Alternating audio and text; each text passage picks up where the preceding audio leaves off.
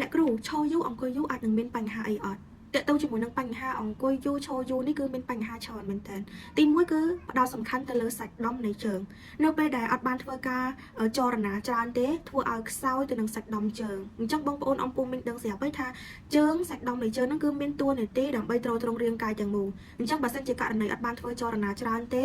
សាច់ដុំនៃជើងខ្សោយគឺងាយក្នុងការដួលពិបាកក្នុងការហាត់ប្រាណពិបាកក្នុងការធ្វើចរណាទី2គឺប៉ះពាល់ទៅនឹងទម្ងន់តើទៅជាមួយនឹងរាងកាយគឺមានតួនាទីក្នុងការទៅបំបែកជាតិខ្លាញ់ឬក៏ជាតិស្ករដែលបានហូបចូលក្នុងខ្លួនអញ្ចឹងបើសិនជាករណីអត់បានធ្វើចរណាទេអាចនឹងមានបញ្ហាសម្ពាធឈាមឡើង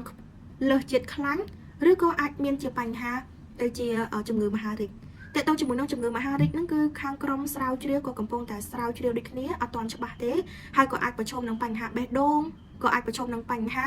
ទឹកនោមផ្អែមដូចគ្នាមិនត្រឹមតែប៉ុណ្្នឹងទេអំពូមិញអាចនឹងមានការឈឺចុករយទៅតាមអាងតាគៀកចង្កេះឆ្អឹងខ្នងអាចមានបញ្ហាទៅនឹងគៀបសរសៃទៀតអញ្ចឹងបើសិនជាអំពូមិញចង់ដឹងព័ត៌មានច្បាស់ទាក់ទងនឹងបញ្ហានេះអាចធ្វើការ comment សួរបានឬក៏អាចទំនាក់ទំនងសួរតាមលេខនៅលើអេក្រង់បានអរគុណ